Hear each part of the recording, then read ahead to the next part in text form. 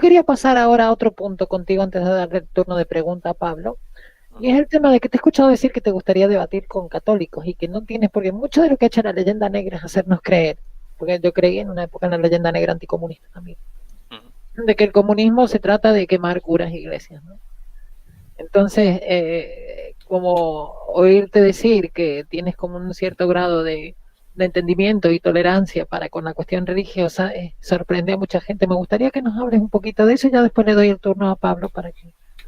Hombre, yo puedo debatir creo que con casi cualquier persona. O sea, si me pones a debatir con un musulmán o con un protestante, yo debato igual.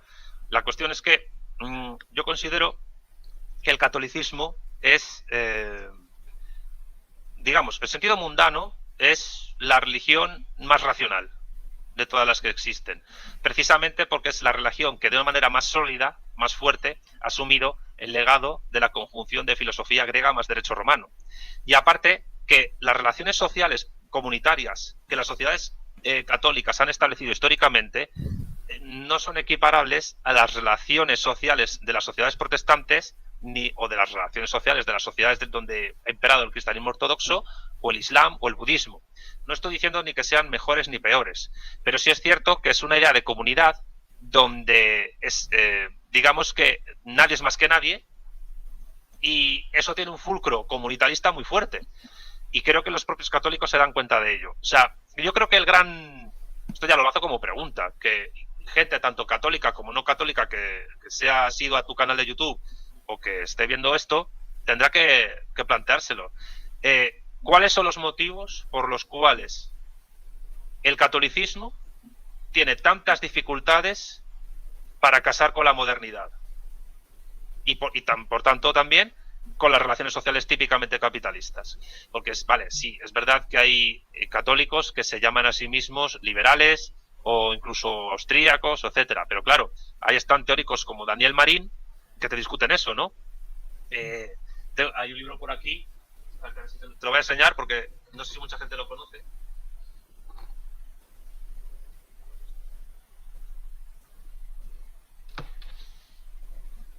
Mira, este libro es tremendamente interesante, de Daniel Marín. Yo lo recomiendo a todos los lectores y a toda la gente que ve tu canal. Se llama Destapando el liberalismo, la escuela austríaca no nació en Salamanca. Y los fundamentos que él da, estamos hablando de una persona que previamente había pertenecido a la escuela austríaca, pero ahora se reclama como economista católico heredero de la escuela de Salamanca.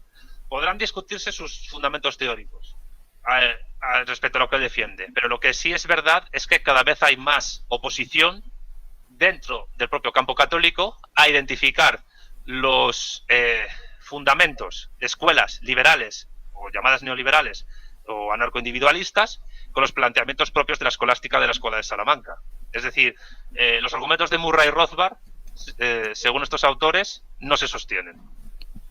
El caso es que el catolicismo ha tenido muchas dificultades para encajar con el mundo moderno, hasta el punto que fíjate, muchas izquierdas indefinidas, pero también muchos movimientos, no voy a decir postcapitalistas como el marxismo, porque el marxismo no es anticapitalista, es postcapitalista. Pero, por ejemplo, muchos movimientos anticapitalistas a derecha o a izquierda del siglo XX y actualmente han asumido, sin saberlo, un concepto que es el de justicia social, que es católico. El concepto de justicia social lo genera por primera vez un jesuita, un cardenal jesuita italiano, Luigi Taparelli, en el año 1844, y luego se convierte en uno de los elementos fundamentales de la construcción teórica de la doctrina social de la Iglesia, que en cierto momento lo que trata es de tratar de armonizar un hecho innegable y que no pueden hacer nada contra él, que es el capitalismo y la revolución industrial, con la protección de los pobres y que no se queden atrás. Y de ahí la idea de justicia social. Mucha gente está defendiendo ideas que son clericales, bueno, siempre insiste mucho en esto, ¿no? Sin saberlo. Entonces, a mí lo que me interesa, y sobre todo en la plataforma iberófona, los países hispanoparlantes y lusoparlantes que comparten un núcleo civilizatorio igual, que es el Reino de Asturias y el Reino de León, en la Edad Media, tienen algo en común con nosotros los marxistas o los materialistas, en tanto que frente a terceros tenemos una idea de comunidad muy similar, prácticamente parecida. y que incluso esa idea de comunidad es compatible con el final de las relaciones sociales de clase típicamente capitalistas para llegar a otras, en las cuales no se descarta que siga existiendo el trabajo, pero que puede que esa forma en que el trabajo se desarrolla no sea en absoluto igual a la actualidad.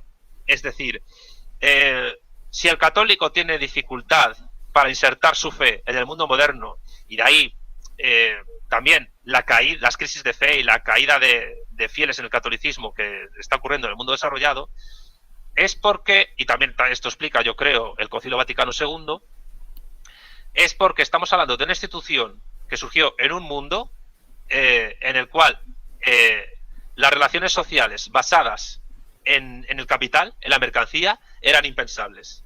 Eran algo que no podía pensarse como posible.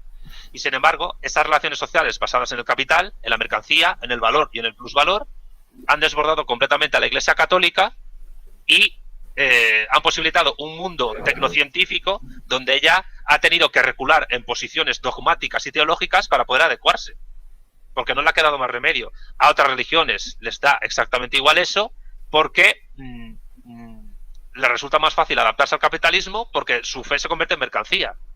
Es decir, esto no significa que no haya mercancías que no pueda comprar un católico y que tengan que ver con su fe, pero lo que sí es cierto es que, por ejemplo, en el protestantismo, que es, sobre todo en Lutero, una llegada a la salvación a través de la introspección infinita del fiel, a través de la lectura de la Biblia, por eso el luterano tiene que saber leer y escribir, o en el calvinismo, donde la predestinación te dice que son señales en vida lo que te dice si te vas a salvar o no, y la riqueza es una señal, pues no necesitan, digamos, adaptar y justificar su fe a ese terreno, porque simplemente se da en unos ámbitos donde se desarrolla la fe, aparte de esas relaciones sociales. La introspección infinita subjetiva por la lectura de la Biblia se puede hacer en el siglo XVI y se puede hacer en el siglo XXI, de igual manera. Pero claro, es que además el protestantismo, según el propio Marx, es la versión burguesa del cristianismo.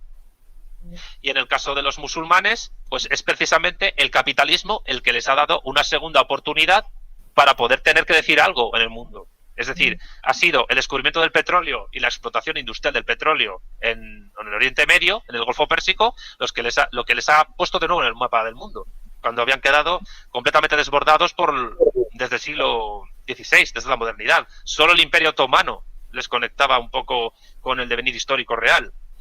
Pero el católico no funciona así. El católico tiene que justificar su fe a través de la teología y a través de la filosofía. Y le cuesta mucho más encajar con un mundo donde la cosa está personificada y las relaciones personales se han cosificado. El fetichismo de la mercancía. ¿Por qué? Porque esa cosificación de las relaciones personales son totalmente incompatibles con la idea de comunidad del catolicismo. Exacto, claro, que ese es el punto tan bonito de eso que dices tú, Santi, que me ha recordado una película, yo no sé si se acuerdan, una película no me acuerdo de quién era, pero se llamaba Hagamos la guerra en paz, que era durante la guerra española, la guerra civil. Y era uno de los personajes que era el líder de los comunistas, digamos, cuando su hija se va a casar, dice, tiene que ir a la iglesia a casarse. Pero claro, son esas tradiciones, es la cuestión del sentido de comunidad, ¿no? Que daba, mi hija se va a casar, se tiene que casar por la iglesia, aunque yo sea comunista, sea marxista, ¿no? Esa cuestión que creo que no tiene por qué desprenderse. O sea, yo entiendo tu punto. Lo que pasa es que la leyenda negra nos ha vendido otra cosa, ¿no? Nos ha vendido como que el comunismo llega ahí y mata a los tibetanos y hace unas cosas horribles. Y es así. Justo al revés. Habría que ver cómo vivían los campesinos y las mujeres en la época en que los lamas dominaban el Tíbet. Pero fíjate que nosotros, es decir, los que nos reivindicamos política y filosóficamente marxistas y culturalmente católicos, y somos hispanoparlantes, tenemos que luchar al mismo tiempo, y yo creo que la escuela de Bueno, en algunos momentos peor o mejor, lo está haciendo, tenemos que luchar contra dos leyendas negras. Una es la leyenda negra antiespañola, y por tanto antihispana, que es una leyenda negra que, aunque teóricamente se ha refutado en la academia, se ha refutado historiográficamente, a nivel popular no se ha eliminado y sigue siendo hegemónica, entre otras cosas porque la superestructura ideológica de las repúblicas hispanoamericanas, y no solo hispanoamericanas, necesita de la leyenda negra para justificar el poder de clase que se da en esas repúblicas independientes. Y al mismo tiempo, la leyenda negra anticomunista todavía no ha empezado a ser masivamente refutada a nivel académico y es muy popular a nivel social. Es decir, decir 100 millones de muertos es un número redondo y claro, impacta. Y entonces en cualquier discusión, cuando ya te dicen 100 millones de muertos, ya te están tratando de bloquear. Es como en una discusión con una persona progresista en España, hablar de Franco. Te dice Franco, surge el francomodín, como se llama en España, y entonces el debate ya no es viable, ya no es posible. Yo tuve un debate hace poco con un economista socialliberal sobre esta cuestión y los dos coincidimos en que en vez de hablar de leyenda negra anticapitalista o leyenda negra anticomunista, lo que hay que hacer, a mi juicio, desde un punto de vista historiográfico, no hablo a nivel popular, es analizar caso por caso, sociedad por sociedad, a ver qué han hecho y cómo lo han hecho. Porque evidentemente no es lo mismo analizar el caso del desarrollo de una sociedad capitalista, digamos, de impacto medio, como pueda ser Finlandia, o como pueda ser Luxemburgo, o incluso como pueda ser Corea del Sur, a analizar el Imperio Británico.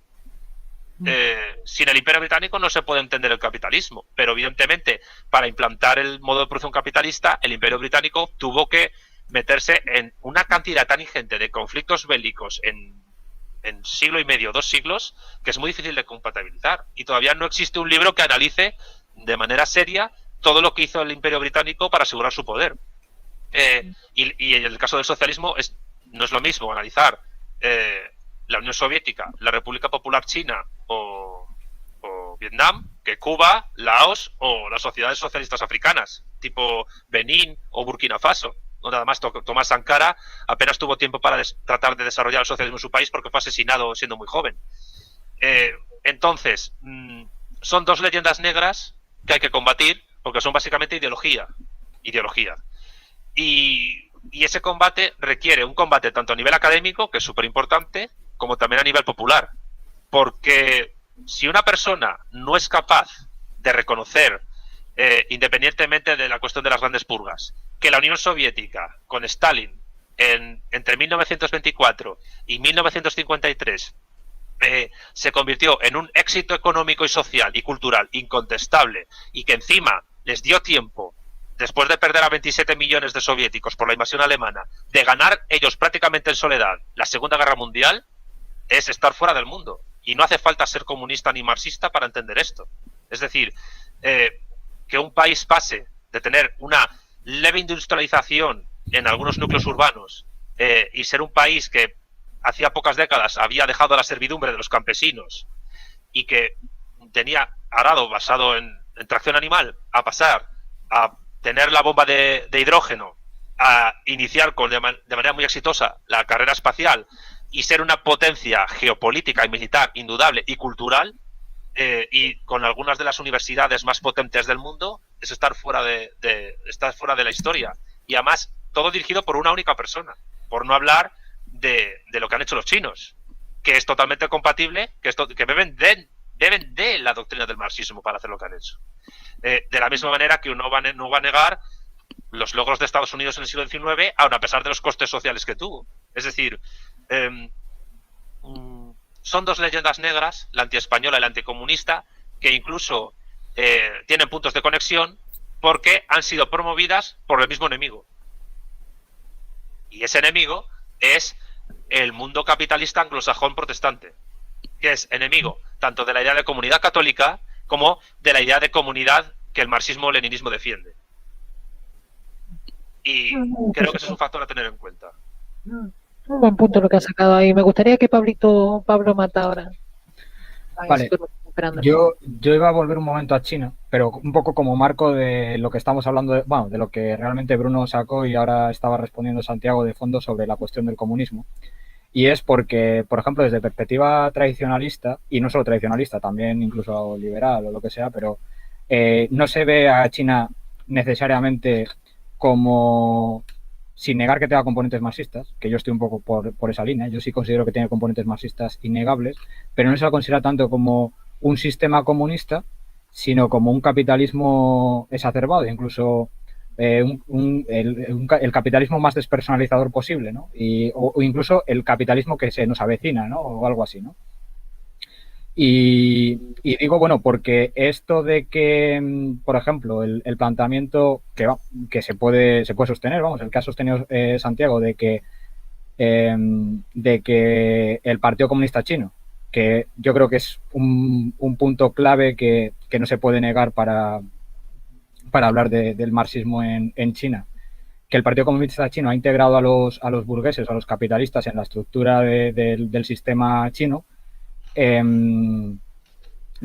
Si no se puede invertir, y es el capitalismo el que ha devorado, o sea, el que ha envuelto a China, o al que han vuelto, digamos, al Partido Comunista, etcétera, y entonces, pues, otros también, pues, en la línea esta de tradicionalista, pues es el despotismo absoluto o algo así, ¿no?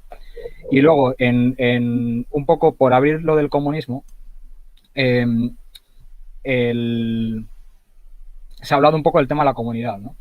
Precisamente, por ejemplo, también desde perspectiva tradicionalista, igual distributista, etcétera, también se achaca precisamente al marxismo y en lo que tiene, por ejemplo, el socialismo, de racionalidad, diríamos, científico-técnica, etcétera, pues precisamente de disolución de los comos, ¿no? de la propiedad comunal.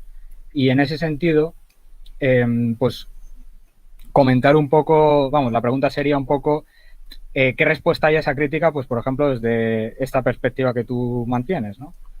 Y precisamente porque cuando se intenta dar modelos positivos de comunismo, del comunismo futuro como un modo de producción, no tanto como un ideal regulativo, sino como un modo de producción positivo que es alcanzable, los modelos al final que en el propio Marx y el propio marxismo tradicional, no en tu vuelta al revés, pero digamos, los modelos siempre han ido precisamente otra vez a la propiedad comunal, ¿no? Y precisamente en el contexto del comunismo primitivo. Entonces, la pregunta sería, ¿cómo es posible en un contexto de mercancía totalmente, o sea, de una producción de mercancías que supone una división del trabajo, que no necesariamente, por supuesto, la propiedad privada sobre los medios de producción, pero una división del trabajo estricta, etcétera, un modelo en el que toda la propiedad sea comunal, es decir, o sea, vamos, un modelo en el que haya una indiferenciación completa precisamente de la división del trabajo, ¿no?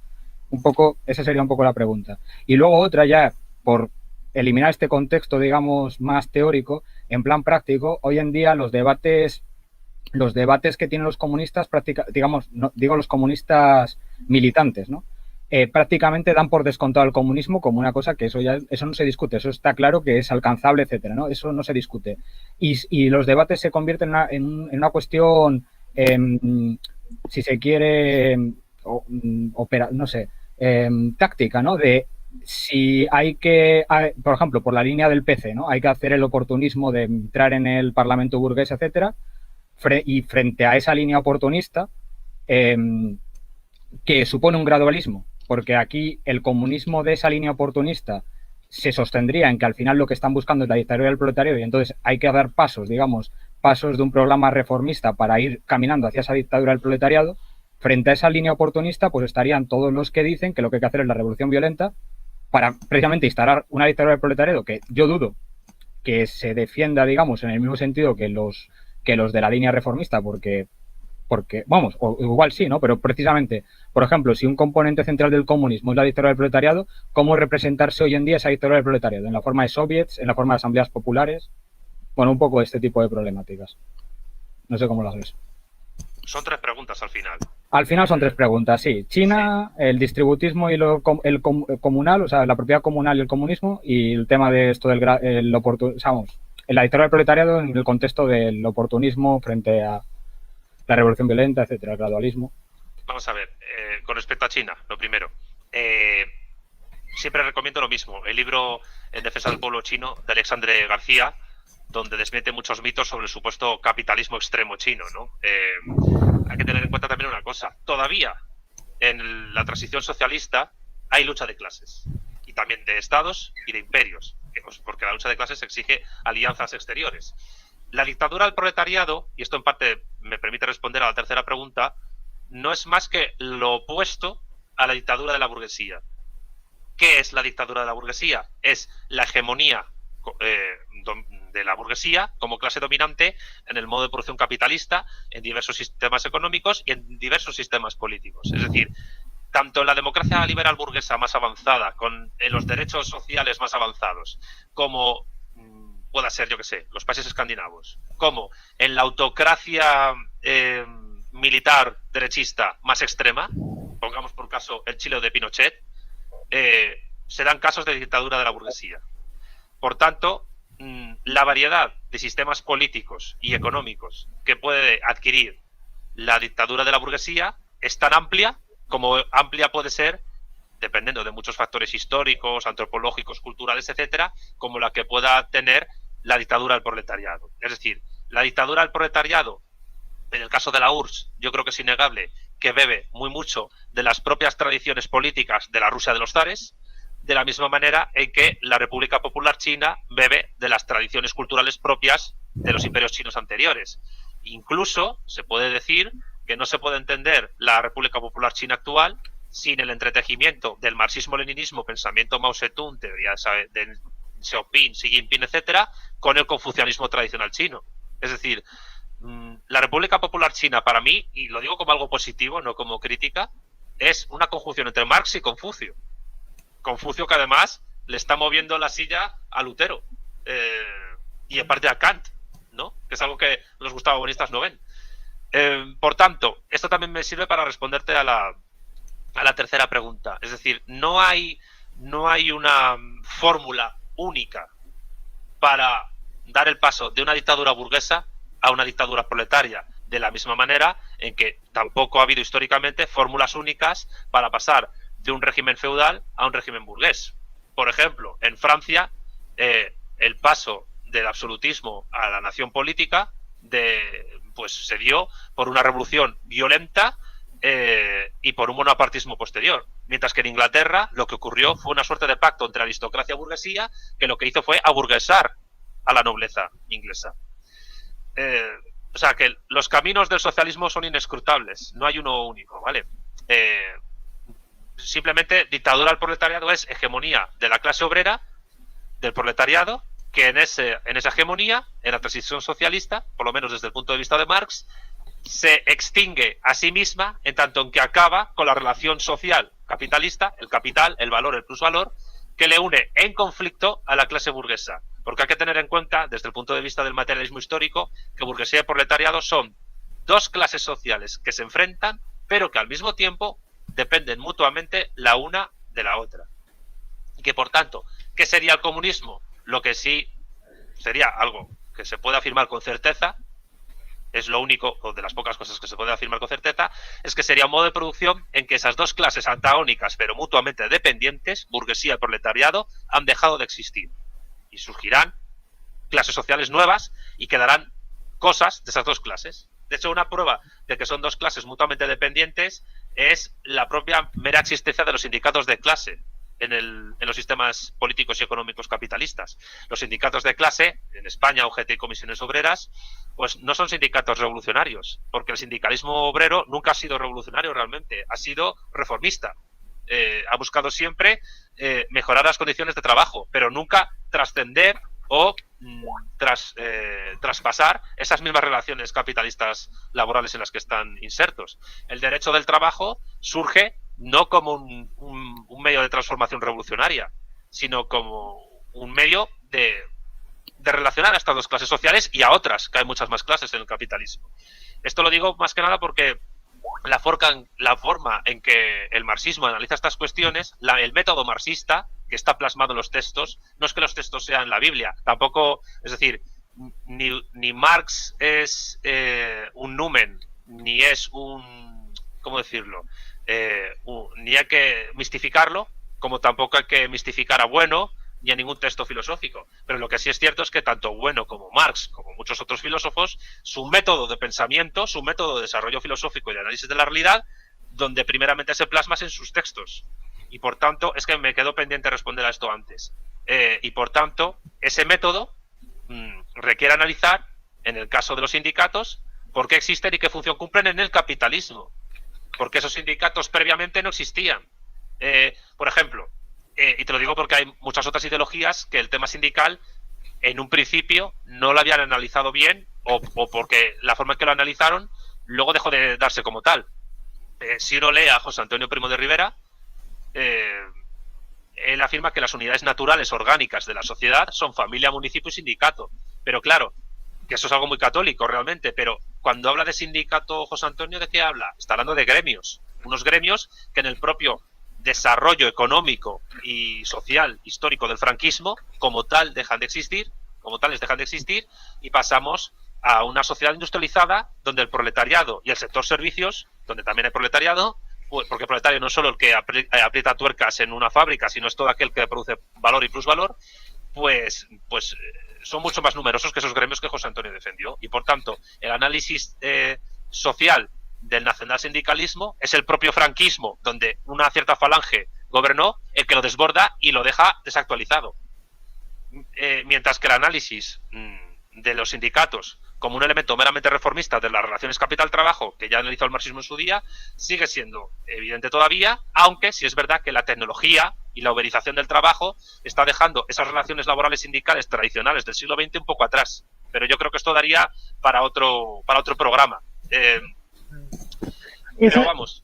Sí, con eso podemos seguir cerrando, Santi, pero el tema, me gustaría un día que vengas y expliques, porque la mayoría de los seguidores, de los fans de Paleopolítica, sí, gente de mente abierta, como somos un poco todos, lo que nos cuesta asimilar muchas veces del marxismo es la teoría del valor, la plusvalía.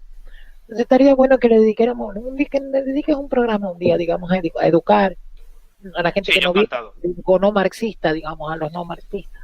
Sí, porque mucha gente que no es marxista tiene muchas confusiones a la hora de analizarla. Yo lo que no logro aceptar, digamos, todavía, porque no me convence, es que la dictadura alguna vez no vaya a ser de alguna burguesía. Siempre tendrá que ser de alguna burguesía o de un rey. No veo la cuestión proletaria, no veo que los trabajadores de Amazon hoy en día, que son quizás los más oprimidos y gente así, ¿no? Porque es cierto que el proletariado existe todavía, ¿no? Esa gente que quiere negar que no existe, por supuesto que existe. Pero que eso algún día llegue a ser una dictadura es como que siempre va a terminar otra vez, en mi opinión, ¿no? Convirtiéndose en una dictadura de otra burguesía nueva, ¿no? Entonces, también ha habido gobiernos autoritarios en el pasado precapitalista donde no había burguesía. Lo que pasa es que también ha habido gobiernos, digamos, democráticos en el pasado, cuando no había burguesía tampoco, ni había representación parlamentaria. Hay cortes medievales, se sabe con certeza, las cortes del Reino de León, cuyo funcionamiento se podía decir a cierta escala era democrático y que garantizaba unos ciertos derechos o unas ciertas garantías sociales y jurídicas a muchas personas de una manera bastante más sólida que regímenes posteriores que se han llamado democracias. Estoy hablando del siglo XII, del siglo XIII en el Reino de León.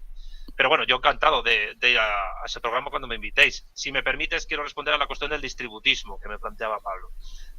A ver, el distributismo como tal no es una escuela económica, no llegó nunca a ser una propuesta alternativa realmente al liberalismo o al marxismo en lo que a cuestiones económicas se refiere. Son más bien una serie de ideas dispersas de crítica a ciertas relaciones sociales, también muchas veces por desconocimiento tanto del funcionamiento real del capitalismo como del socialismo, y que si acaso ha tenido, a mi juicio, alguna plasmación política real, fue con posterioridad a través del humanismo cristiano y de la doctrina social de la Iglesia, y si acaso de alguna democracia cristiana, muy levemente. Pero cuidado, porque el distributismo, a cierta escala, no sería más que un socialismo cristiano.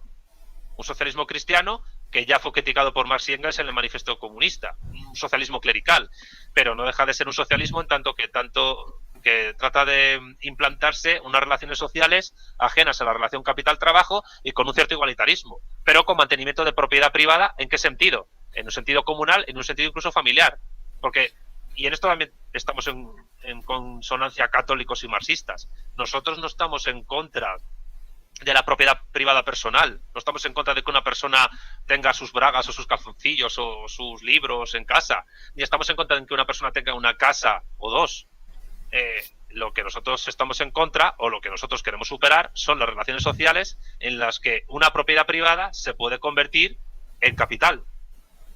Y cuando una propiedad privada se convierte en capital, ni siquiera una empresa en sus primeros tiempos es una empresa capitalista cuando nace, porque todo capitalista es empresario, pero no todo empresario es capitalista. Esto lo trata Marx en el capítulo 4 inédito del tomo 1 del Capital.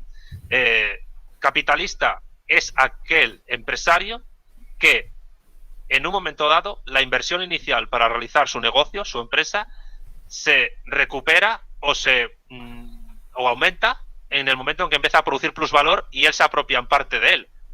Y se apropia no solo para su propio salario personal como empresario, sino también para remodelar su empresa o para pagar impuestos, que también para eso sirve el valor y el plusvalor.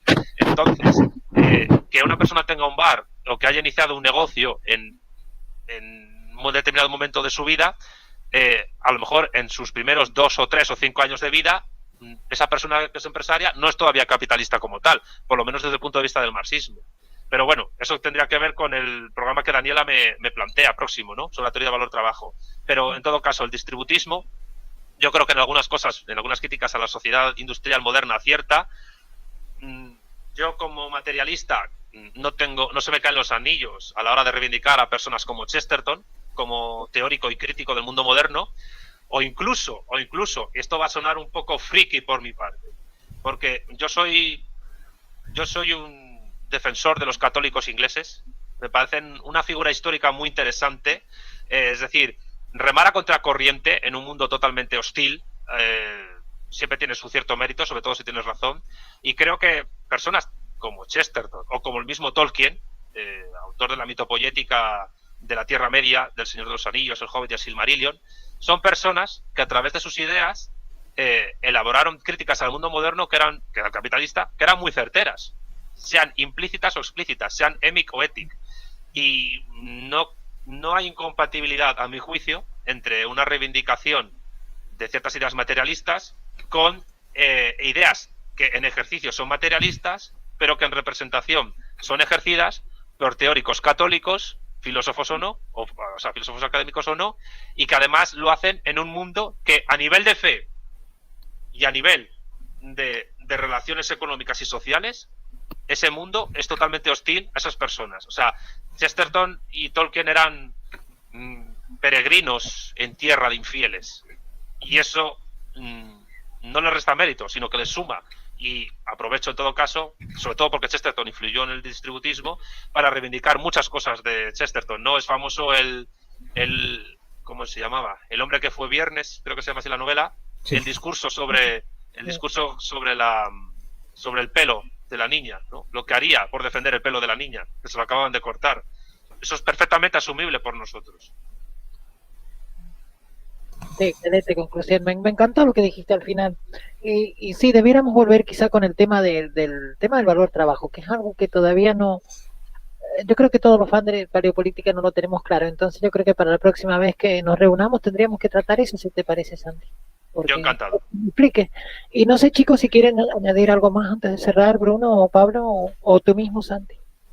No, por mi parte nada más. Ya habrá más oportunidades de seguir tratando temas y al final el libro ha quedado un poco apartado, o sea que habrá que también tratarlo en otra ocasión con más. Sí, también me gustaría tratar cosas como la cuestión monárquica, porque ahí surgió el tema, me acuerdo, ahora que estaba hablando Santi del tema de los debates en la Edad Media, ¿no? El tema de los parlamentos, digamos, que surgen en un momento en el cual el rey garantizaba como una especie de cohesión también del poder, pero que no era un poder que se imponía de la forma como se nos ha querido hacer entender ahora, ¿no?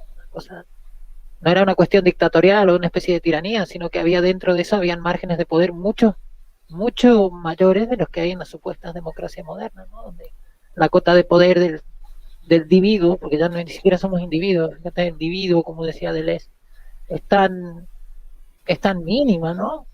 Como que la democracia te dice, tú tienes poder, que no tienes poder ninguno, está todo ya decidido, masticado, hablando. Muchas cosas que hemos tratado tienen que ver con el libro de la Vuelta al Revés de Marx, lo que pasa es que de manera implícita, ¿no? Pero yo siempre digo una cosa, y lo digo si queréis para cerrar. Ya hubieran querido muchos dictadores fascistas del siglo XX, o muchos monarcas absolutos del pasado, o muchos tiranos del mundo antiguo, tener la capacidad de manipular el comportamiento de las personas y el poder político y tecnológico que las democracias avanzadas de la actualidad tienen. Ya hubieran querido. O sea, nunca antes en la historia han existido regímenes con tanta capacidad de control de la población como las democracias liberales capitalistas más avanzadas de la actualidad. Me gustó para cerrar. Chicos, con eso nos despedimos de los fans y vamos cerrando.